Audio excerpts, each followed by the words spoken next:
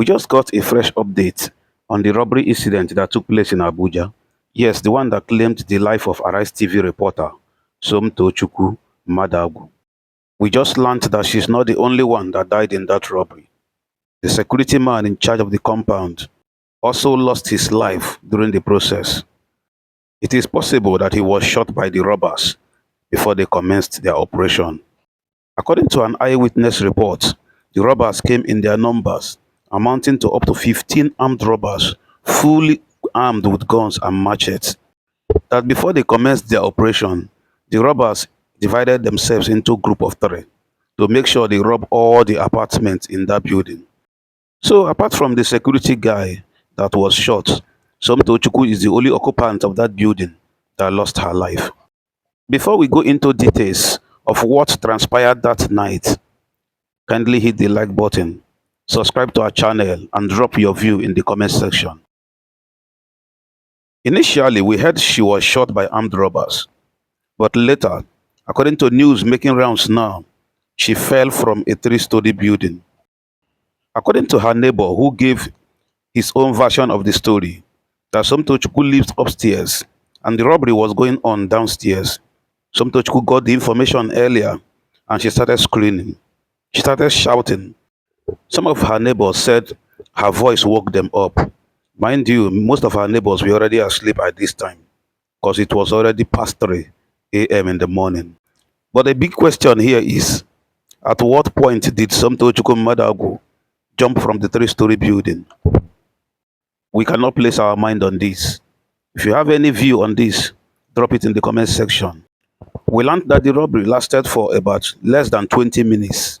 They were done stealing phones, money, jewelries, and other portable items from the occupants of that building.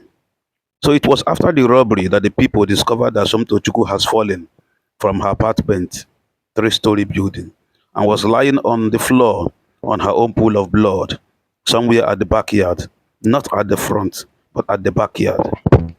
We were told that at the time she was found, the robbery has already ended, and the police who arrived late at the scene were already in the compound.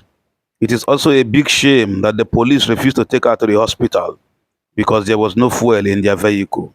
What a big shame. Nigeria, my country. This is always the case with the Nigerian police force. Another confusing aspect of this whole story is that when she was found in her own pool of blood, she wasn't wearing her underclothes. Yes, we gathered that she was not wearing her pants. This is a bit tricky and confusing. Could it be that the robbers did something to her before pushing her down? We don't know what transpired that night. We leave this to the security operatives and those in charge of autopsy to do their investigation and uncover what happened to this promising journalist. Why will she fall from a three-story building? Was she pushed, or did she jump on her own? This is a question we cannot answer at the moment. A lot of news are going rounds in Abuja and other parts of the country. People are of different opinion. Some are saying that she uncovered a secret about the government, and that was why they came for her. But whatever it is, my advice is this.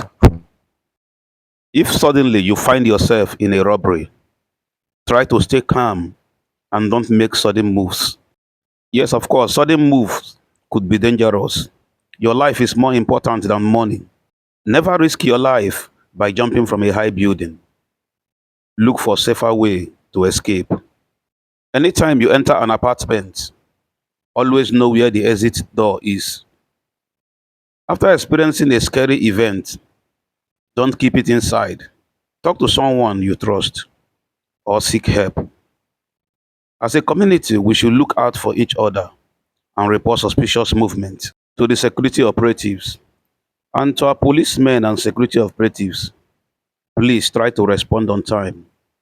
If you guys had responded on time, maybe Somtochukwu wouldn't have died. We are calling on the government to equip the security operatives with good vehicles.